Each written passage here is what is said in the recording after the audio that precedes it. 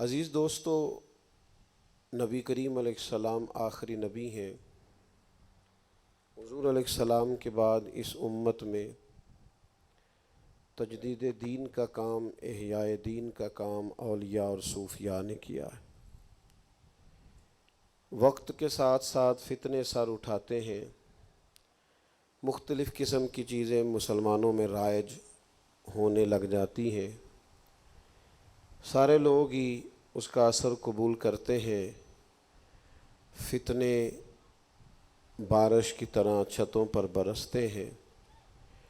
لیکن کچھ لوگ ایسے ہوتے ہیں جن کے عقائد بڑے مضبوط ہوتے ہیں، فکریں بڑی توانا ہوتی ہیں، اور ان کا ذہن اور دل اس قدر زیادہ انشراح صدر کا شکار ہو چکا ہوتا ہے کہ ان پر کسی فتنے کا اثر نہیں ہوتا، بلکہ اللہ تعالیٰ نے انہیں علم و فضل کی ایسی دولت دی ہوئی ہوتی ہے کہ وہ ان فتنوں کے مقابلے میں ڈٹ کے کھڑے ہو جاتے ہیں۔ عام طور پر معاشرتی ماحول یہ ہوتا ہے کہ فتنے خوشنما ہوتے ہیں، ان کی باتوں میں فلسفہ ہوتا ہے، انسان کے ذہن کو وہ چیزیں بظاہر اپیل کرتی ہیں، محسوس کرتا ہے کہ یہ کہنے والا جو کہہ رہا ہے یہ درست کہہ رہا ہے، لیکن اس کے دامن کے اندر جو فتنہ پروری ہوتی ہے اور جو خوفناک سازش ہوتی ہے وہ انسان کو بہت ساری آزمائشوں کا شکار کر دیتی ہے۔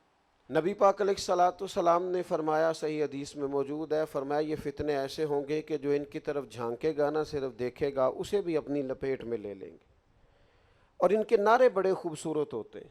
مثلا اگر کوئی شخص اللہ کی توحید کا نعرہ لگائے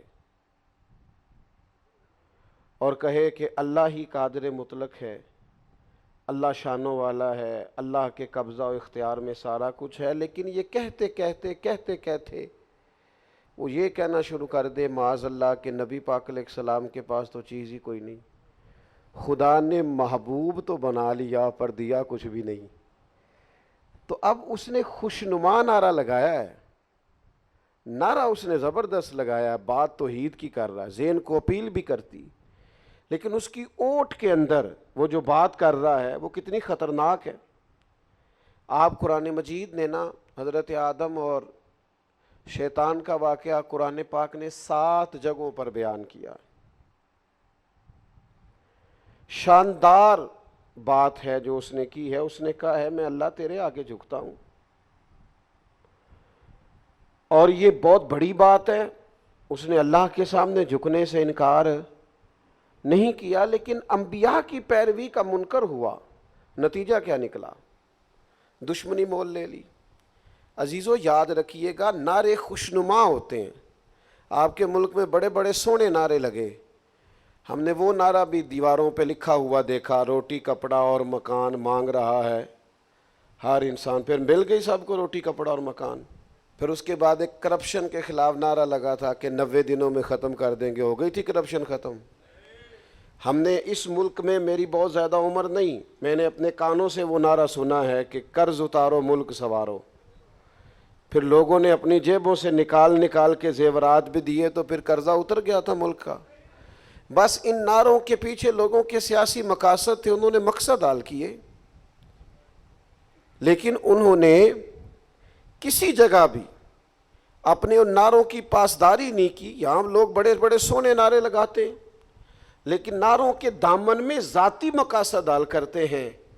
خدا مجھے معاف کرے، بہت بڑا ظالم ہوتا ہے وہ شخص جو دینی نعرہ لگائے، نام دین کا لے اور اس کے پیچھے فتنہ پروری کرے، نام اللہ رسول کا لے اور اس کی اوٹ میں دکانداری کرے، ظلم و جبر کا بازار گرم کرے۔ اعلیٰ حضرت فاضل بریلوی رحمۃ اللہ علیہ کو جو زمانہ ہے نا، مشکل ترین دور ہے۔ یعنی میں آج یہاں بیٹھ کے گفتگو کر رہا ہوں، خوبصورت کمکمے لگے ہوئے ہیں، آپ لوگ سارے پیار کرنے والے بیٹھے ہوئے ہیں، اور میرے لیے بڑا اچھا انتظام ہے، صوفہ رکھا گیا، ہوا آ رہی ہے، مائک لگا ہوا ہے۔ لیکن جب آپ کو اس طرح کام کرنا ہونا کہ آپ کو ہندو کا مقابلہ کرنا ہے، سکھ کا مقابلہ کرنا ہے، انگریز حکومت کا مقابلہ کرنا ہے، پھر مسلمانوں کے اندر فتنے اٹھنے شروع ہو جائیں، یعنی بندے کو باہر بھی محاذ پہ لڑنا ہے اور گھر کے اندر بھی محاذ پہ لڑنا ہے۔ اور پھر لوگوں کا ایک اور بہت بڑا مسئلہ ہوتا ہے، لوگ کہہ رہے ہوتے ہیں وہ کہہ رہا ہے نا، تینوں کی لگے، تو کیوں بات کرتا ہے؟ یعنی بہکانے والے سب تمہارے یار ہو گئے اور سمجھانے والے مفت گناہ گار ہو گئے۔ لوگ کہتے ہیں یار ساری دنیا لگی ہوئی ہے، تو بلا وجہ انوکھی بات کر کے لوگوں کو اپنے مخالف کرتا ہے۔ اعلیٰ حضرت فاضل بریلوی رحمۃ اللہ علیہ کا کمال یہ ہے کہ ان کو چاروں جانب سے فتنوں کا مقابلہ تھا۔ فاضل بریلوی کو جو علم ملا تھا وہ خدا داد تھا۔ یہ آپ لوگ یہاں بیٹھے ہیں نا، یہ جو محفل ہے نا، یہ عطیہ الہی ہے۔ میں جب اپنے اوپر غور کرتا ہوں تو میں کہتا ہوں میرے لیے لوگ آ جاتے ہیں، بھلا یہ کیسے ہو سکتا ہے؟ یہ بعض چیزیں محض اللہ کا عطیہ ہوتی ہیں۔ اعلیٰ حضرت کے پاس جو علم تھا، جو فضل تھا، جو کمال تھا، یہ کیسے ہو سکتا ہے کہ 6 سال کا بچہ اٹھ کے کھڑا ہو اور تقریر شروع کر دے؟ یہ اللہ تعالیٰ کچھ بندے چنتا ہے کہ 13 سال کا بچہ بیٹھے اور اس طرح کا فتویٰ لکھے کہ مفتی کرسیاں چھوڑ دے، کہیں جناب آپ ہی لکھا کریں آج کے بعد۔ یہ فاضل بریلوی کو اللہ تعالیٰ نے اپنے فضل سے، محض فضل سے، یہ میں سوچ سمجھ کے بات کر رہا ہوں، محض فضل سے۔ کیوں کہ اعلیٰ حضرت کے 2 بھائی اور بھی ہیں، علم و فضل کے آفتاب ہیں اپنی جگہ پہ، لیکن جو رنگ اللہ نے اعلیٰ حضرت کو دیا ہے وہ صرف فاضل بریلوی کو عطا فرمایا۔ اس باپ کے 2 بیٹے اور بھی ہیں اور بڑے باکمال ہیں، لیکن جو ان کی انفرادیت ہے وہ صرف اللہ نے علم و فضل دیا۔ پھر انہوں نے کیا کیا؟ انہوں نے ان فتنوں کو دیکھا، اللہ نے انہیں مقابلے کی طاقت۔ ہمارے ہاں جن لوگوں کو اللہ کو چیز اپنے فضل سے دیتا ہے وہ کاروبار بنا لیتے ہیں، نعت خاں کی آواز اچھی ہے، 6 بھائیاں ایک کی اچھی ہے، اسے شکر کرنا چاہیے تھا کہ نعتیں بیچنی شروع کر دینی چاہیے تھی۔ پھر یہ ہوتا ہے کہ جب آپ کو میدان میں نکلنا ہے نا، جب آپ نے سفر کرنا ہے تو کئی گاڑیاں کراس بھی کرنی پڑتی ہیں، پھر وہ جو گاڑیاں بندہ کراس کرتا ہے وہ کئی دفعہ غصہ بھی کرتی ہیں، لیکن اب ان کا غصہ دیکھا جائے یا اپنی منزل کی طرف بڑھنا دیکھا جائے۔ کچھ اپنے بھی تھے، جو عبارتیں لکھی ہیں آپ کی عبارات درست نہیں ہیں، آپ اس سے رجوع کر لیں، لیکن کچھ لوگ سمجھتے ہیں کہ یعنی اب میں ہی کروں، یعنی ماں بدولت کوئی کہہ دیا ہے کہ میں نے ہی کوئی بات غلط لکھ دی ہے، اڑ گئے لوگ، ڈٹ گئے۔ لیکن فاضل بریلوی کا کمال یہ ہے کہ وہ جو قرآن مجید نے فرمایا نا یجاہدون فی سبیل اللہ، وہ لوگ اللہ کے راستے میں جہاد کرتے ہیں۔ پھر کچھ لوگوں کو ان کا جہاد اچھا نہیں لگتا، وہ انہیں برا بھی کہتے ہیں، لیکن ولا یخافون لومۃ لائم، وہ کسی ملامت کرنے والے کی پرواہ نہیں کرتے۔ ذالک فضل اللہ، یہ ان پر اللہ کا فضل ہے، یؤتیہ من یشاء، اور یہ فضل رب جسے چاہتا ہے اسے عطا فرماتا ہے۔ 3-4 باتیں جلدی سے آپ سماعت کریں گے۔ ایک تو یہ کہ اعلیٰ حضرت پختہ نظریے کا اور پکے عقیدوں کا سبق دیتے تھے۔ فاضل بریلوی کا خیال تھا کہ مسلمانوں کا عقیدہ اللہ کی توحید پر پختہ ہونا چاہیے، نبی پاک علیہ السلام کی عظمت کو، شان کو، بلندی کو، مرتبے کو مسلمان اس طرح جانے کہ پھر اس کے اعصاب پر، اس کے ذہن پر پوری طرح رسول پاک کی محبت کا غلبہ ہو جائے۔ دیکھیں نا، انسان نے پیار تو کرنا ہی ہے، حضور سے نہیں کرے گا تو معاذ اللہ کوئی دولت سے کرے گا، کوئی شہرت سے کرے گا، کوئی اپنی تعریف سے کرے گا، کوئی کسی سے کرے گا، چونکہ جس سینے میں دل ہوتا ہے وہاں دھڑکن بھی ہوتی ہے، اور دھڑکن ہو تو اس میں محبت بھی ہوتی ہے۔ تو اعلیٰ حضرت رحمۃ اللہ تعالیٰ علیہ نے نا مسلمان کو اس نقطے پر یکجا کیا کہ انہیں جانا انہیں مانا، نہ رکھا غیر سے کام۔ اس کا فائدہ یہ ہوا ہے، اس کا نتیجہ یہ نکلا، یہ ذرا دیکھیے گا، یہ شعر نہیں ہے، یہ نظریہ ہے۔ انہیں جانا انہیں مانا، نہ رکھا، اس کا نتیجہ کیا نکلا؟ للہ الحمد، میں دنیا سے مسلمان گیا۔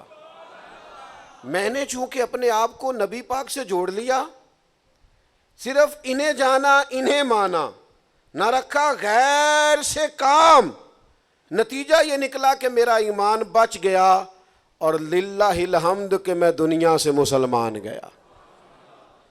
کچی پکی باتیں کرتے ہیں مسلمان، نظریاتی کمزوری دکھاتے ہیں. یعنی عجیب آدمی ہے نا, سوال پوچھ رہا ہے, کہتا ہے وہ میں نے اپلائی کیا تھا کسی ملک میں اور وہ میری نوکری کا مسئلہ تھا, تو مجھے انہوں نے کہا داڑھی اگر تھوڑی سی تیری, تو میں نے کہا جواب تو سوال کا میں نے بعد میں دینا ہے, لیکن آپ کا سوال پوچھنا ہی پسند نہیں آیا. کسی کو اپنے غموں کا حساب کیا دیتے, سوال سارے غلط تھے, جواب کیا دیتے. تیرا سوال ہی ٹھیک نہیں تھا, تجھے جواب کیا دیں؟ تو نے یہ سوال پوچھا کیسے؟ یعنی تو کہتا ہے حضور کی سنت کو چھوڑ کر کے تو دنیا حاصل کرے گا. عجیب بات ہے نا کہ آپ کے ذہن میں یہ سوال کیسے ابھرا. اعلیٰ حضرت بریلوی یہ ذوق دیتے ہیں مسلمانوں کو کہ تم جب تک رسول اللہ کے غلام نہیں بنتے اتنی دیر تک دنیا سے مسلمان ہو کے جانا ممکن. دوسری بات, مسلمان اگر مختلف علوم و فنون والا ہو نا تو اپنا ایک تعارف بنا لیتا ہے. یعنی لوگوں کے تعارف ہیں, دینی تعارف میں حضرت علامہ, حضرت مفتی, حضرت شیخ, خطیب صاحب, امام صاحب, قاری صاحب, حافظ صاحب. پھر دنیاوی جو مختلف فیلڈز کے لوگ ہیں ان کے تعارف ہیں, ڈاکٹر صاحب, فلاں کا تعارف ہے انجینئر صاحب, فلاں کا تعارف ہے جناب مینیجر صاحب, فلاں جناب فلاں صاحب. مختلف تعارف لوگوں کے. پھر جب وہ سیاست میں جاتے ہیں تو یہ صوبائی وزیر, یہ وفاقی وزیر, یہ سیکٹری, یہ فلاں فلاں فلاں. جو کسی کے پاس قابلیت ہوتی ہے وہ اپنا تعارف بنا لیتا ہے اور لوگوں پر ان کی قابلیت کا غلبہ ہو جاتا ہے. تاجر ہر وقت تاجر ہی ہے, وہ جو کام بھی کرتا ہے وہ دیکھتا ہے میرا نفع کتنا ہے. خطیب, مجھ سے کوئی ناراض نہ ہو جائے, ویسے خطیب ہر وقت داد کے موڈ میں ہے. چلیں کوئی حرج نہیں, اللہ تعالیٰ مجھے معاف کر دے گا. یا داد کے چکر میں ہے یا امداد کے چکر میں ہے, بس دو ہی معاملات ہیں. آپ کو ہر وقت اسی الجھن, میرا نقطہ لگ جائے. مجمع, وہ ایک صاحب میں ایک جگہ پہ موجود تھا تو کہنے لگے آج میں محفل لوٹ کے لے آیا. محفل تو اس کا خیال تھا چونکہ میں نے بڑا جملہ کہا ہے لوٹ کے لے آیا تو اے انگو کہن کے بلے بلے. تو 2-3 دفعہ انہوں نے میری طرف دیکھا کہ بڑے خطیب سن پر میں محفل, بڑے نعت خواں سن پر میں محفل لوٹ کے لے آیا. تو میرے سے اب ان کا تقاضا تھا کہ یہ بولے گا. تو جب میں نام بولا تو کہنے لگے کہ آپ چپ کیوں ہیں؟ میں کہ میں اس وجہ سے چپ ہوں کہ محفل لوٹی دیتی نہیں, محفل نوں تے کچھ دئید ہے. آپ کو کچھ دینا چاہیے تھا. آپ محفل میں آنے والوں کی کوئی تربیت کرتے, وہ آپ سے کچھ لے کے جاتے, تو اسی الٹا انہوں نے لوٹ کے لے آئے ہو. ہیں جی, یہ بھی فاضل بریلوی نے کہا سونا جنگل رات اندھیری چھائی بدلی کالی ہے, او سونے والو او جاگتے رہنا یہاں تو چوروں کی رکھوالی ہے. عجیب منظر ہے نا, تو لوٹ کے لے, حالانکہ محفل کو کچھ دے کے آنا چاہیے تھا. عجیب فلسفہ ہے. اعلیٰ حضرت بریلوی رحمۃ اللہ علیہ وہ فلسفی بھی تھے, منطقی بھی تھے, بہت زبردست مفسر قرآن تھے, زبردست اعلیٰ پائے. اعلیٰ حضرت فاضل بریلوی رحمۃ اللہ علیہ جامع الاحادیث کے نام سے زندہ اور جاوید ان کی احادیث کا مجموعہ مارکیٹ میں ملتا ہے. زبردست محدث تھے, 30 سے زیادہ جلدوں میں فتاوی رضویہ اور ایک سطر میں 12 کتابوں کے حوالے. یعنی اپنے اور بیگانے بھی کہیں کہ اگر کسی نے افتاء کی مشق کرنی ہو تو فاضل بریلوی کے بغیر نہیں ہو سکتی. وہ مفتی بھی کہلا سکتے تھے, عالم بھی کہلا سکتے تھے, مفسر بھی کہلا سکتے تھے. سنو مسلمانوں, پیر طریقت بھی کہلا سکتے تھے, خلیفہ مجاز ماہرہ شریف پر بھی زور دے سکتے تھے, لیکن ساری زندگی مدینے والے محبوب کا گدا ہو کر انہوں نے گزار دی. اپنے نام کے ساتھ عبد المصطفیٰ لکھا, میں بندہ بے دام ہوں حضور کا. ساری زندگی. اور پتہ ہے کس طرح کہتے ہیں؟ کہتے ہیں میں خانہ زاد کہنہ ہوں, صورت لکھی ہوئی بندوں کنیزوں میں میرے مادر پدر کی ہے. اعلیٰ حضرت کہتے ہیں یا رسول اللہ میں نیا نہیں, میں آپ کا نا خاندانی غلام ہوں. وہ خاندانی غلام نہیں ہوتے، کہتے ہیں اس کا دادا بھی غلام تھا، ابا بھی غلام تھا، اس کی دادی بھی ہمارے گھر کام کرتی تھی، اس کی نانی بھی کام کرتی تھی. وہ پرانے خادم، وہ پرانے، ہم خاندانی نوکر ہیں. فاضل بریلوی کہتے ہیں یا رسول اللہ میں خانہ زادے کہنا ہوں.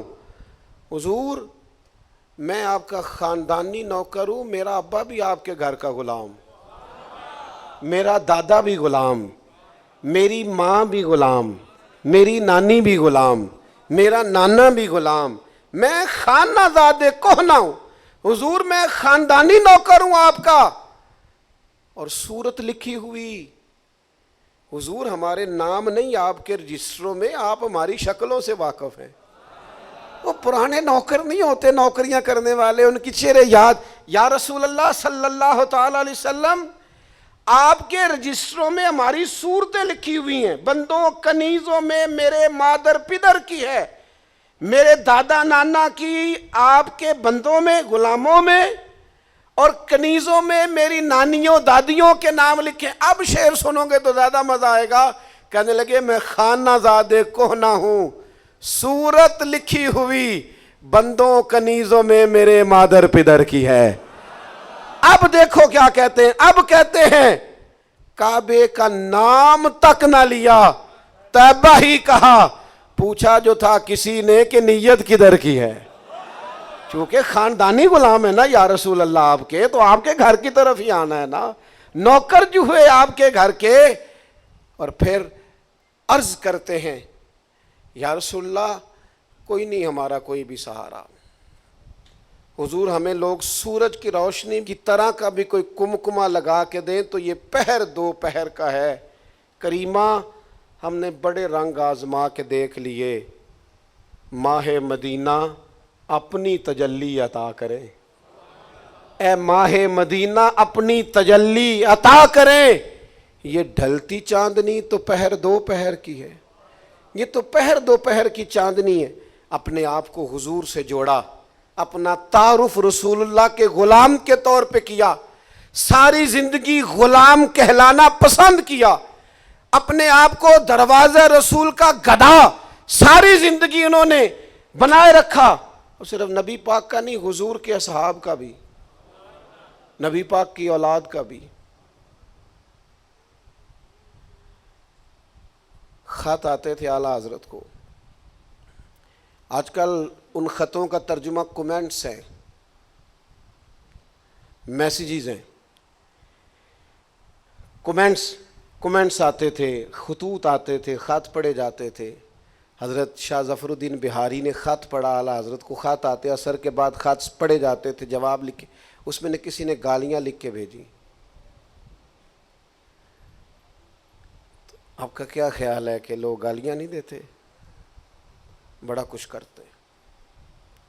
محبت کرنے والوں کی تعداد زیادہ ہوتی ہے، لیکن حاسدین کی بھی کوئی کمی نہیں ہوتی، اور یہ ہونا بھی چاہیے. میرے ابا جی تو کہا کرتے تھے دو تین تنقید کرنے والے ہوں تے نظر نہیں لگتی بندے نو. یہ ہونا بھی چاہیے، اس میں حرج والی بات بھی کوئی نہیں. تو خط پڑھے تو اس میں گالیاں لکھی ہوئی تھیں. تو مولانا ظفر الدین بہاری جلال میں آ گئے، عقیدت مند تھے، اور بنتا بھی عقیدت مند کا یہی ہے ناراض ہونا.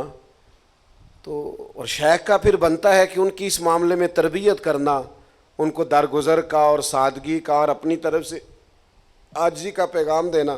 کہا میں ان پر مقدمہ کروں گا جنہوں نے آپ کو گالیاں دی ہیں. اعلیٰ حضرت فرمانے لگے جائیں وہ الماری سے خطوط نکال کے لائیں. وہ خطوط نکال کے لائے تو اس پہ لوگوں نے آپ کی بڑی تعریفیں لکھی تھی. فرمایا مولانا پہلے تعریفیں کرنے والوں کو زمینیں بانٹو نا، ہاں پھر تنقید کرنے والوں پر پرچے بھی کٹوا لینا.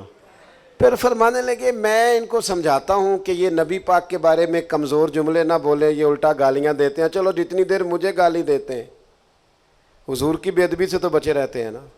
آج بھی ڈھیر سارے لوگ صرف اس لیے فاضل بریلوی کی مخالفت کرتے ہیں کہ وہ اصحاب رسول کی بات کرتے، وہ لوگوں کو منع کرتے کہ نبی پاک کے کسی صحابی پہ تبرہ نہ کرو. وہ نسبت رسول کا دفاع کرتے، اور لوگ ہیں کہ ان کے بارے میں زبانیں کھولتے. اور حضور کی اولاد کے بارے میں تو اعلیٰ حضرت فرماتے ہیں کیا بات رضا اس چمنستان نے کرم کی، زہرا ہے کلی جس میں حسن اور حسین پھول۔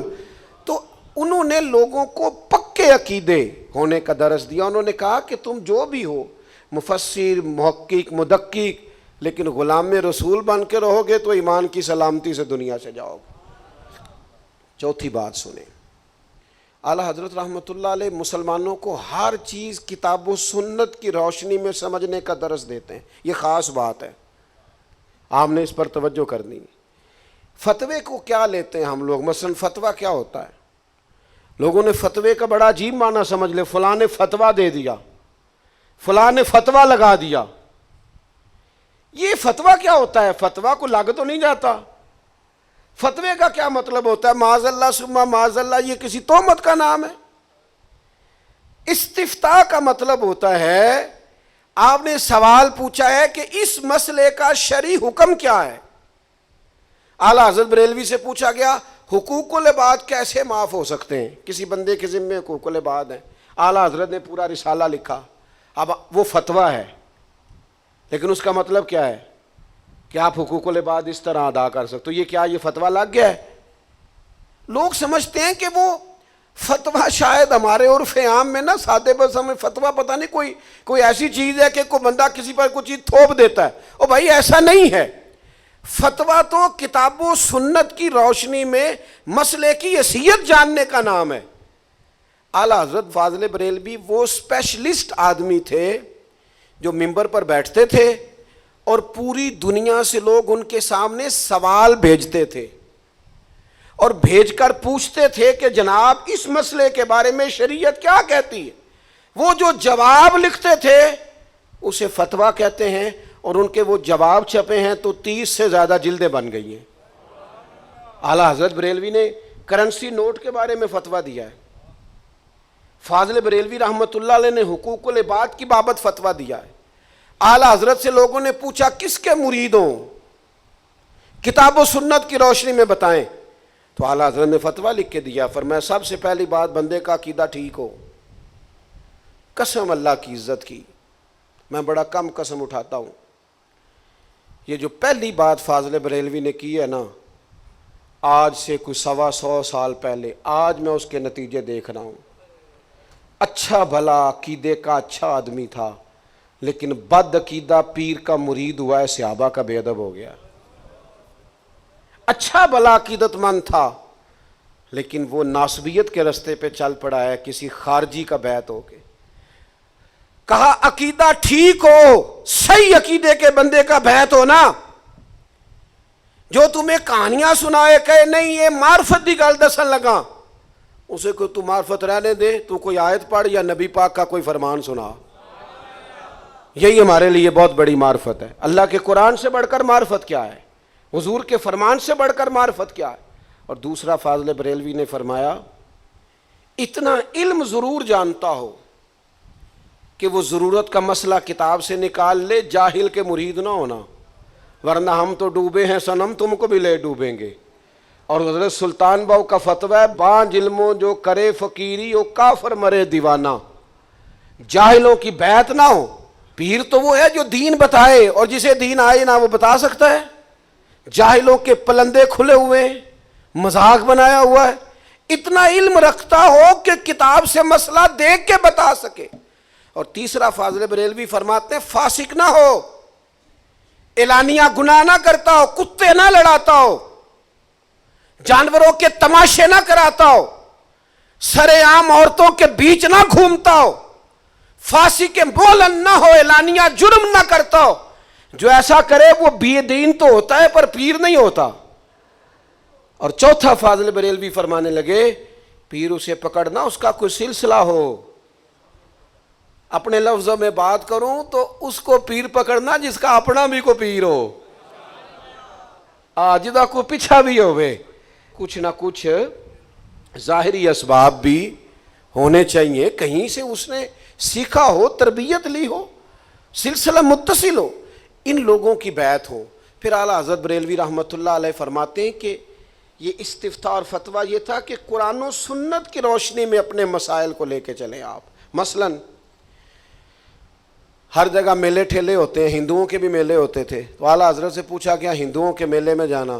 آپ نے فرمایا گناہ ہے، کچھ جائز سمجھ کے جائے، ان کی رسومات کو تو کفر ہے، نہیں جا سکتے آپ۔ کیوں؟ اس لیے کہ آپ کافروں کے پاس جائیں گے، اثر قبول کریں گے۔ تو فاضل بریلوی نے لوگوں کی تربیت کی، جگہ جگہ مسئلے بتائے۔ کسی نے کہا جی فلاں آدمی نے سر پر چوٹی رکھی ہے ایک، کہتے فلاں بزرگ کے نام کی ہے، تو اعلیٰ حضرت فرمانے لگے حرام ہے، یہ درست نہیں ہے، جائز نہیں ہے۔ کہا جی وہ کڑے پہنتا ہے، چھلے پہنتا ہے، فرمایا نہیں جائز۔ یہ فتوے ہیں، اس کو فتویٰ کہتے ہیں۔ شریعت کی روشنی کے اندر دین بتانا، زندگی گزار دی فاضل بریلوی نے۔ اگر صرف ان کا لکھنا شمار کیا جائے تو ایک دن کے 4 گھنٹے بنتے، صرف لکھنا کاغذ قلم سے۔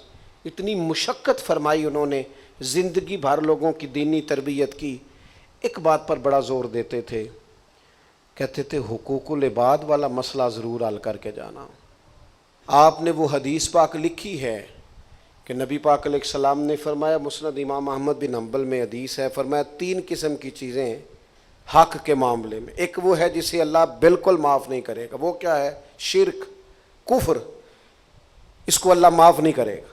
اور دوسرا فرمایا حقوق اللہ، کسی کا روزہ رہ گیا، نماز رہ گئی، زکوٰۃ میں کمی رہ گئی کسی مقام پر، فرمایا یہ اللہ کے حقوق ہیں، یہ رب چاہے تو معاف کر دے اور چاہے تو حساب۔ اور ایک تیسرا ہے، اس میں اللہ تعالیٰ اتنی دیر معاف نہیں کرے گا جتنی دیر بندہ معاف نہیں کرے گا۔ اگر کسی کا حق دبایا، کسی کی زمین دبائی، اسے اللہ معاف نہیں کرے گا جب تک بندہ۔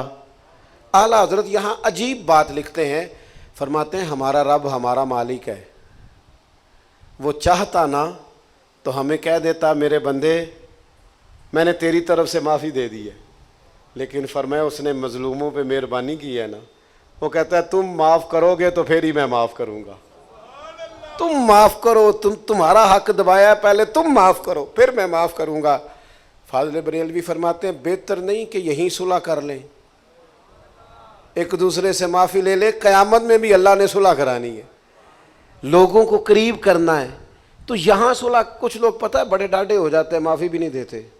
صدر الشریعہ حدیث لائے ہیں، جس کا بھائی اس کے پاس معافی مانگنے آیا پھر اس نے معاف نہ کیا، حضور فرماتے ہیں حوض کوثر پہ نہ آئے۔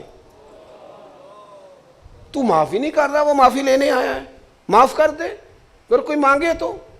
کچھ بندے ایسے ہیں جن کے حق قیامت والے دن اللہ معاف کرائے گا، صلح کرائے گا، ورنہ تو حضور فرماتے چیونٹی سے بھی چیونٹی کا بدلہ دلوایا جائے گا۔ اگر بغیر سینگوں والی بکری کو سینگوں والی بکری نے مارا ہوا تو اس کو بدلہ دینا پڑے گا۔ ہم تو پرواہ ہی نہیں، حقوق العباد کے مسئلے میں بندہ تگڑا ہو تو پھر تو صاحب جی معاف کر دیں، اور پھر رسمیں ادا کرتے ہیں۔ رسمیں، ایک دوست آئے ایک دفعہ میرے پاس جمعہ پڑھتے تھے، کہنے لگے عمرہ کرنے جا رہا ہوں، کوئی غلطی ہو گئی ہو تو معاف کرنا۔ میں نے کہا تو ہر جو میں ہاتھ چوم کے جاتا ہے تو انہیں غلطی کیا کرنی ہے؟ رسم نہ ادا کر، تجھے پتہ ہے جن جن کی تو نے غلطیاں کی ہیں نا ان سے جا کے معافی مانگ، یہ رسم نہیں۔ آپ نے سب کی روٹی پکائی ہے اور آپ کھڑے ہو کے اعلان کریں کہ اگر کوئی ہو گئی ہو تو معاف کریں، پتہ ہوتا ہے، پتہ سارا ہے سردار نو کیتیاں دا، جو تیرے اندر کمزوری ہے اس کا تجھے پتہ ہے، جا کے معافی لے کے آ، رسم ادا کر دے گا، کیا مطلب ہوا؟ جس کی کمی کی ہے اس سے معافی مانگو۔ تو میرے عزیز اعلیٰ حضرت بریلوی نے لکھا ہے، آپ فرماتے ہیں کہ ایک صورت ہے کہ بندہ کوشش کرتا رہا حق ادا کرنے کی، کر نہیں سکا، موت آ گئی، قرضہ دینا چاہتا تھا، کوشش کر رہا تھا پر موت۔ فرمایا اس طرح کا بندہ جو کوشش کر رہا تھا پہنچ نہ سکا، اس بندے کو اللہ قیامت کے دن جس کا اس نے حق دبایا تھا اپنے پاس سے بدلہ دے کے نا تو اس کی معافی کرا دے گا۔ امید یہ ہے کہ اللہ اس پر فضل ہے۔ اس پر آپ نے مسند امام احمد بن حنبل سے حدیث لکھی ہے، نبی پاک علیہ السلام ایک دن مسکرانے لگے تو صحابہ نے عرض کی یا رسول اللہ قربان جائیں مسکرانے کی وجہ؟ تو حضور نے فرمایا قیامت والے دن 2 بھائی آپس میں جھگڑا کریں گے، ان کی بات سوچ کر مسکرا رہا ہوں۔ ایک کہے گا یا اللہ میرا اسے حق لے کے دے، تو اللہ فرمائے گا اس کے تو پہلے ہی بڑے حق تھے، نیکیاں تو اس کی جا چکی، اب تو کیا حق لیتا ہے؟ تو کہے گا مالک اس نے بڑا تنگ کیا، دنیا میں بڑا ستایا ہے۔ تو اللہ فرمائے گا اچھا اس طرح کر، اٹھ نہ ذرا جنت کی طرف نظر کر، وہ جنت کی طرف نظر کرے گا تو کیا کمال محلات نظر آئیں گے. عرض کرے گا مالک یہ کس کو ملے گا؟ شہید کو، صدیق کو، یا اے اللہ سب سے بڑھ کر جو تیرے پیارے انبیاء ہیں ان کے محلات ہیں. اللہ فرمائے گا یہ میں نے اس کو دینا ہے جو اپنے بھائی کو معاف کر دے. کر دیں گے معاف آج جا کے انشاءاللہ؟ معاف کر دیں گے انشاءاللہ؟ یہ محل اس کو ملے گا جو اپنے بھائی کو آج انشاءاللہ معاف کر دے. دل میں جس کے لیے کوئی بات ہے اسے کوئی پوچھے جناب آپ نے معاف کیوں کر دیا؟ کہا آج جلسے پہ گیا تھا وہاں سے حدیث سن کے آیا ہوں نبی پاک کی. یہ محل جنت کا اسے ملے گا جو اپنے بھائی کو قربان جائیں. وہ فوراً عرض کرے گا مالک میں نے معاف کیا. تو اللہ فرمائے گا پھر اس کا ہاتھ پکڑنا جسے تو نے معاف کیا، دونوں کٹھے جنت میں داخل ہو جاؤ. ہما یارہ جنت ہما یارہ بہشت. میرے عزیز فاضل بریلوی زور دیتے تھے اس بات پر. زیادہ باتیں نہیں کرنی آپ سے. اعلیٰ حضرت بریلوی رحمۃ اللہ تعالیٰ علیہ کی خدمات اتنی زیادہ ہیں، ایک نشست کیا کئی نشستیں لگائی جائیں تو پوری نہ آئیں. ایک بات بڑا ضروری سمجھتا ہوں آپ کے سامنے اعلیٰ حضرت کی رکھنا. اعلیٰ حضرت فاضل بریلوی ذات کے پٹھان تھے پر عقیدے کی چٹان تھے. سویرے پروگرام اور دوپہر کو اور شام کو یہ ان کا ذہن نہیں تھا. اور پھر ان کے جو قریب رہنے والے لوگ تھے وہ بھی پختہ تھے نظریاتی طور پر کمزور نہ بنے. جن نے لایا گلی او دے نال ہی ٹور چلی ہو جی میں ابھی سن کے آیا ہوں فلانا کہہ رہا تھا فلاں سے آبی نے فلاں کے بارے میں یہ بات کی. تو میں نے کہا ابا جی اور چاچا کی کبھی لڑائی ہو بھی جائے تو بھتیجوں کو اور بیٹوں کو منصف نہیں بننا چاہیے. وہ دادا جی اگر ہوں تو وہ فیصلہ کریں گے، آپ اس میں منصف نہ بنے. مشاجرات میں آپ خاموشی اختیار کریں. وہ بڑے ہیں اور بڑوں کی باتیں چھوٹے کرتے ویسے ہی اچھے نہیں لگتے، زیب ہی نہیں دیتی. پختہ عقیدے. اور پھر وہ عقیدے اتنے پختہ ہو گئے کہ مولانا جمیل الرحمان کہنے لگے میں وہ سنی ہوں جمیل قادری مرنے کے بعد میرا لاشا بھی کہے گا الصلاۃ والسلام. 3-4 باتیں جلدی سے سن لیں. ایک تو عقیدہ توحید پر مضبوط ہو جائیں. فاضل بریلوی سے کسی نے کہا اللہ کے علاوہ کسی کو سجدہ کرنا، پتہ جواب کیا دیا انہوں نے؟ فرمانے لگے یہ ان کے لفظ پڑھ رہا ہوں، اللہ کے علاوہ کسی کو تعظیمی سجدہ کرنا. فرمایا حرام حرام اشد حرام. تعظیمی بھی یعنی خدا جان کے نہیں کر رہا، تعظیم حرام حرام. اور مجھے میری زندگی بیت گئی یہ بات بیان کرتے ہیں کہ اعلیٰ حضرت نے فرمایا کسی قبر پہ جاؤ تو 4 ہاتھ دور کھڑے رہ کے فاتحہ پڑھو. فرمایا اس کا طواف بالاتفاق حرام ہے. چومنے میں اختلاف ہے قبر کو، پر میں چومنے سے بھی منع کرتا ہوں. جس بندے نے اتنی احتیاط بتائی ہے اس پر الزام لگا دیا. جاہلوں کی باتوں کو آپ بنیاد بنائیں گے. میں نے گزشتہ جمعے میں کہا تھا داتا صاحب کے جو مزار پہ ہوتا ہے اس سے داتا صاحب کو نہ پہچانے، جو داتا صاحب کی کتاب میں لکھا ہے اس سے پہچانے داتا صاحب کیا تھے.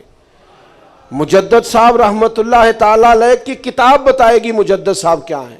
شیخ عبدالحق محدث دہلوی کی کتاب بتائے گی ان کے نظریات کیا ہیں. اور حضرت بابا فرید الدین مسعود گنج شکر کے ملفوظات بتائیں گے ان کی نظریات اور زندگی کیا ہے. پڑھیے ناب میرے شیخ الاسلام کو، حضرت خواجہ قمر الدین سیالوی کو. آپ دیکھیں وہ جب ذکر کرتے ہیں حضرت فخر جہاں دہلوی کا، جب وہ ذکر کرتے ہیں اپنے مشائخ کا، کیا لوگ تھے، کیا رنگ تھا. میں نے کہا تھا جمعے میں، پھر بات دہراتا ہوں، میں نے کہا یہ تو سارے دین والے، معین الدین، پھر قطب الدین، پھر فرید الدین، پھر نظام الدین، پھر نصیر الدین، پھر قمر الدین، دین ہی دین. وہ سارے دین والے لوگ. میرے عزیز پختہ رہیں اللہ کی توحید پر، حضور سے ٹوٹ کر پیار کریں. آپ جو مرضی آپ زندگی میں شعبہ رکھتے ہیں لیکن اصل میں حضور کے دروازے کے گدا ہیں. اس غلامی پر ناز کریں زندگی بھر. اور حقوق العباد کے معاملے میں آپ بڑے اپنے طبیعت میں حساس ہو جائیں، کوئی کمزوری نہ رکھیں، کسی بندے کے ساتھ کبھی کسی قسم کی زیادتی نہ کریں. معاملہ سخت ہے. اور جو فاضل بریلوی کا اصل پیغام ہے وہ یہ ہے کہ دین مسلمان کتاب و سنت کی روشنی میں اپنے وقت کو گزاریں. جو مسئلے ہم شادی کے بعد پوچھتے ہیں وہ شادی سے پہلے پوچھنے والے ہیں. یہ فتویٰ جو آپ بعد میں لے کے گئے نا کہ بیٹے نے 2 دفعہ یہ بول دیا ہے، اس نے 3 دفعہ یہ کہہ دیا ہے، یہ تو پہلے پوچھنے والا سوال تھا کہ نکاح اور طلاق کے مسئلے کیا ہیں. یہ اگر آپ پہلے پوچھتے. دیکھیں نا، لوگ